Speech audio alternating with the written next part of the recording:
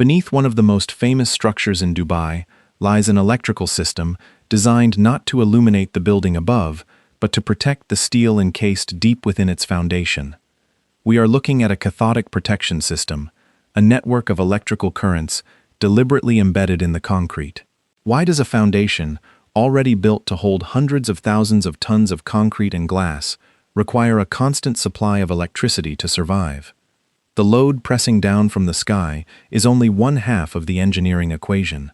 If gravity is not the only dangerous enemy of this foundation, what exactly is moving through the dark earth that we cannot even see? Today, we are investigating the hidden maintenance debt of building in a desert environment. We will look at what happens when highly saline groundwater meets deeply buried structural foundations. We will uncover how engineers defend these structures, and why the ultimate challenge is not just building a massive foundation on opening day, but proving that its invisible defenses are still working decades later. To understand the scale of the challenge, we first have to look at the sheer size of the foundation, keeping a structure like the Burj Khalifa upright. The visible part of the tower defines the modern skyline, but the engineering that decides whether it can safely stand rests in a windowless world that never appears on any postcard. This is a massive piled raft foundation. The concrete raft itself is about 3.7 meters thick. Beneath that raft, nearly 200 board piles reach deep into the ground. Each pile is roughly 1.5 meters in diameter and extends almost 50 meters below the base of the raft. Before a single drop of concrete was poured, the engineers conducted extensive geotechnical investigations, numerical analysis, and full-scale pile testing programs. The test piles were subjected to enormous pressures, reaching up to 64 meganewtons, to ensure they could handle the immense weight of the superstructure. The load-bearing capacity was thoroughly verified, but raw physical strength only answers half of the survival question. A foundation can be strong enough to carry the required load today, but it still has to face the surrounding chemical environment for the rest of its designed lifespan. What exactly does a massive concrete structure encounter when it sits buried in the Middle Eastern soil for 50 or 100 years? We must look past the sheer weight and focus on the microscopic level. The real test of time begins after the heavy construction ends. The most easily sold story on the internet is that a massive tower is simply trying to balance on a shifting sand dune. But the technical records and engineering reports do not lead us to that simplistic narrative. The structure is not just resting directly on loose surface sand. The design is based on a multi-phase investigation. The piled raft interacts with deep layers of soil and calciciltite rock formations far below the surface. The engineers meticulously tested the load capacity, the expected settlement, the cyclic loading, and the complex interaction between the piles and the surrounding soil. The myth that Dubai is just built on unstable surface sand is a convenient fiction. The real opponent down here is not a grain of sand threatening to push the building aside. It is the fluid moving slowly through the spaces between those grains. To actually see the threat, we have to scale down from an 828-meter tower to the size of a single microscopic ion. We have to follow a single drop of saline groundwater as it moves through the dark earth. This water carries an invisible burden, a chemical payload that fundamentally alters the rules of geotechnical survival in this specific region. The enemy here has no shape, it makes no sound, it creates no vibration. There are no warning signs appearing on the marble floors of the lobbies high above. The threat comes from the saline groundwater naturally found in parts of this coastal desert environment. We are talking specifically about dissolved chloride and sulfate ions. These are not sharp salt crystals physically scraping away at the concrete like an acid. They are microscopic dissolved particles. Concrete might look like solid rock to the naked eye, but at a microscopic level, it contains a complex network of tiny pores. Water and dissolved ions can move through these pathways at a speed that depends on the concrete mixture, its permeability, construction joints, and any microcracks. A technical case study focusing on the Burj Khalifa site reported groundwater containing up to 4.5% chloride and up to 0.6% sulfate. It is important to note that this is data from a specific case study and does not represent the ground conditions of every single plot of land across Dubai.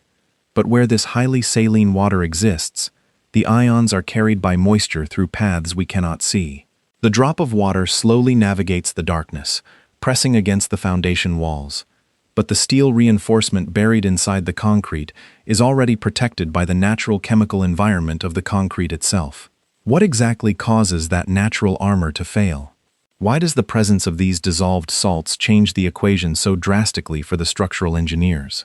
To understand the vulnerability, we must look at the exact moment the microscopic invasion reaches the structural core of the foundation system. The process of destruction happens in 3 distinct steps. The first step is a state of natural protection. The highly alkaline environment of fresh concrete naturally helps form a passive protective layer over the surface of the reinforcing steel. As long as this alkaline state is maintained, the steel is safely preserved. The second step begins when the dissolved chloride ions finally manage to travel through the concrete pores and reach the surface of the steel reinforcement. Under the right conditions of moisture and oxygen, a high enough concentration of chloride can break down and destabilize that natural passive layer. This initiates localized corrosion on the metal surface. The third step is where the true mechanical damage occurs. As the steel corrodes, it forms rust products that take up significantly more space than the original metal. This expanding rust creates massive internal pressure against the surrounding concrete. The expanding volume can eventually cause the concrete to crack, delaminate, or completely spall off. The steel does not need to completely vanish to create a major structural problem. The sheer volume change of the rust alone can cause the concrete to begin cracking from the inside out. If this chemical mechanism is a known reality in the region, how many layers of defense did the engineers place between our microscopic drop of water and the vital steel core? They could not simply pour standard material into the ground and hope for the best. The entire durability strategy required a highly engineered barrier system, deliberately designed to block, slow down, and counteract the chemical invasion at every possible level. The stakes were far too high for passive hope. We can look at the defensive strategy as a series of deliberate barriers that the drop of water must overcome. The first layer of defense is the concrete itself. The technical case study notes that the concrete mix for the piles utilized fly ash, silica fume, and a very low water-to-binder ratio. This creates a highly dense, low-permeability material, specifically chosen to resist chemical attack. The second layer is the physical distance. By increasing the depth of the concrete cover, engineers force the invading ions to travel a much longer path before they can even get close to the steel. The third layer is a physical shield. A heavy-duty waterproofing membrane system is applied to restrict the groundwater from making direct contact with the buried concrete surfaces. The fourth layer involves internal chemical protection. Documentation from the project testing agencies describes the use of triple-blend concrete, along with specific durability enhancers and corrosion inhibitors mixed directly into the material to control cracking and delay the onset of rust. And finally, the fifth layer is the active Cathodic Protection System. Technical project documents confirm the implementation of a robust cathodic protection system for both the board piles and the Raft foundation to combat the severe chloride and sulfate environment. What catches my attention here is not any single engineering solution. It is the fact that the engineers did not trust the entire lifespan of the structure to just one single layer of defense. This layered approach is clear evidence of proactive design and advanced engineering. It is a sign of extreme caution, not a sign that the foundation is currently failing. Up to this point, the problem appears to be completely solved by human ingenuity, but the final defensive layer is different from all the rest. It is not a static wall. It must create the correct electrochemical conditions every single day. Corrosion is fundamentally an electrochemical process. Metals break down because of the flow of electrons in the presence of an electrolyte, which in this case is the damp, salty concrete. The impressed current cathodic protection system intervenes in this exact process by introducing an external electrical source. The system drives a continuous, small direct current from permanent anode materials through the concrete and directly to the reinforcing steel. The goal is to alter the electrochemical conditions at the surface of the steel, effectively suppressing the natural corrosion process. One of the materials often studied and utilized in these specific types of impressed current systems is a specialized titanium mesh anode. Have you ever considered that the primary defense for a massive tower foundation is not just thick concrete, but a highly controlled, very small electrical current running silently under the earth? The electrical current does not need to be massive to work, but the conditions for protection must be constantly maintained and verified. This technology does not magically neutralize the salt in the ground. The salt remains entirely present. The system simply controls the electrochemical reaction at the steel boundary. Without current project maintenance logs, we cannot confirm the exact operational status of this specific cathodic system today. We can only explain the strict requirements of this technology. So, how did all of these combined defensive layers actually perform once the construction was finished and the building began to carry its full weight? Did the theoretical models match the reality on the ground? The data collected during the initial loading phases provides a very clear picture of how the soil and the engineered materials responded to the immense pressure of the rising superstructure. The available evidence directly challenges the dramatic disaster narratives often found online. During the testing phase, the test piles demonstrated highly positive load-bearing capacity and stiffness. According to the engineering reports, none of the test piles fully mobilized the available geotechnical resistance during the recorded trials. The working piles displayed a nearly linear load settlement relationship up to 1.5 times their working load. Furthermore, the actual settlement measured during the construction phase was lower than the initial computer predictions. A major geotechnical summary concluded that the overall performance of the piled raft foundation system had exceeded expectations. Up to this point in our investigation, the physical evidence does not describe an engineering failure. It describes a clear technical victory. The structure settled gracefully into the soil, the materials held, and the safety margins proved to be robust. The initial battle was decisively won. But the proven load-bearing capacity, measured during the construction phase, does not automatically answer all the questions about 50 or 100 years of constant exposure to a harsh chemical environment.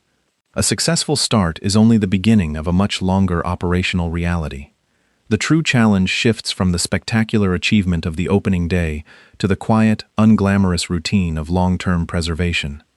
The solution itself gradually transforms into a permanent management obligation. This brings us to the hidden cost of building in such an aggressive environment. This is not a statement that the foundation is currently failing.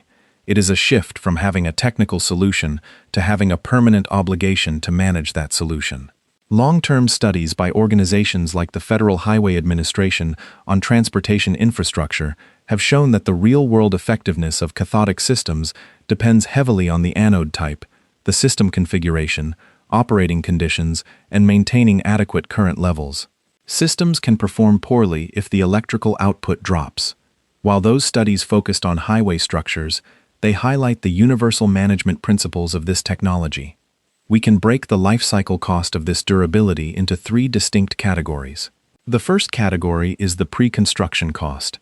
This involves extensive soil and groundwater testing, durability design modeling, specialized concrete mixes, advanced waterproofing materials, and rigorous quality control.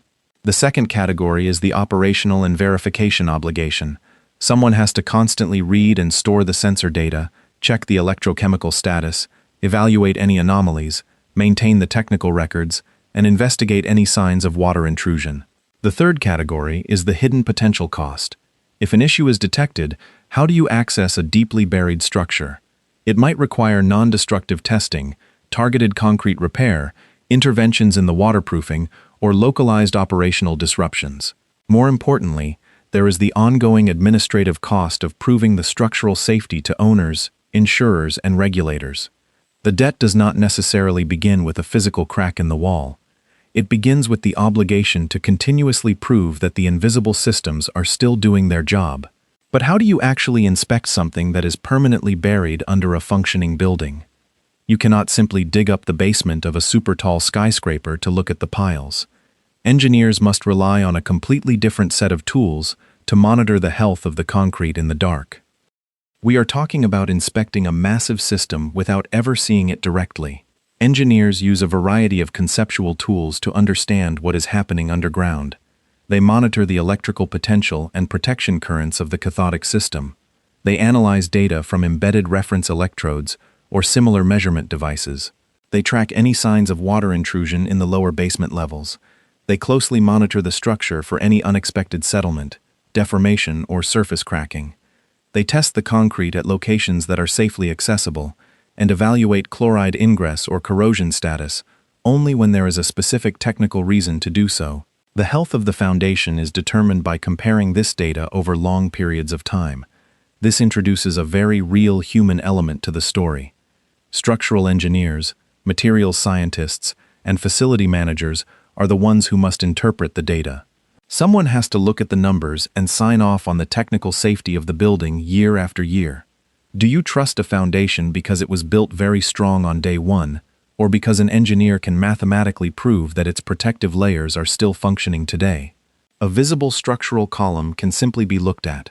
A deeply buried foundation system must be understood entirely through indirect signs and sensor readings. The people reading these screens carry the weight of the skyline on their shoulders. Their daily diligence is the real barrier between the building and the harsh earth.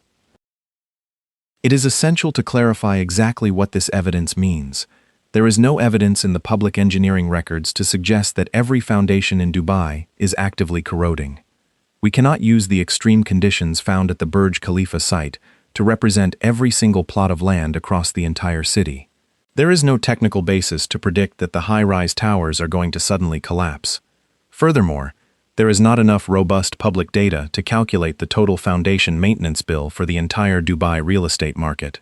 Modern construction relies on comprehensive geotechnical surveys, specific durability designs, highly specialized materials, and multiple defensive measures. The Burj Khalifa is an example of a known environmental risk being identified and treated with extreme engineering seriousness. It is not an example of a proven failure. If someone only looks at the sheer number of anti-corrosion layers used, they might try to tell a story about a fragile building. In my view, a much more honest reading of the data is that the underground environment is simply harsh enough that even a massive engineering victory requires multiple, redundant lines of defense to survive. The presence of protection does not equal the presence of a disaster. It simply proves that the engineers fully understood the assignment. Let us separate the known facts from the assumptions. We know for a fact that certain projects in Dubai must be designed for soil and groundwater containing aggressive chlorides and sulfates. We know the Burj Khalifa utilizes a massive piled raft, high-durability concrete, waterproofing, and active corrosion protection. From this, we can make a logical inference. When the lifespan of a structure depends on multiple lines of defense, durability naturally becomes a prolonged management duty. It is not just a permanent trait locked in on the day the ribbon is cut. However, there are crucial unknowns. The total hidden maintenance bill of the city is not public. The current operational status of every single foundation system remains private.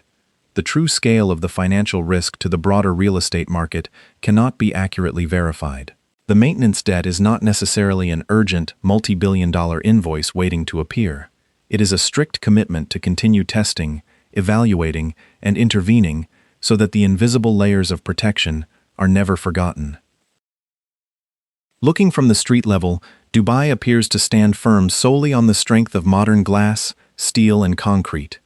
But beneath several of these incredible structures, longevity relies heavily on specialized materials, waterproofing membranes, constant data streams, and electrochemical conditions that the vast majority of residents will never see. The harsh reality of the desert environment does not need to be defeated just once during construction.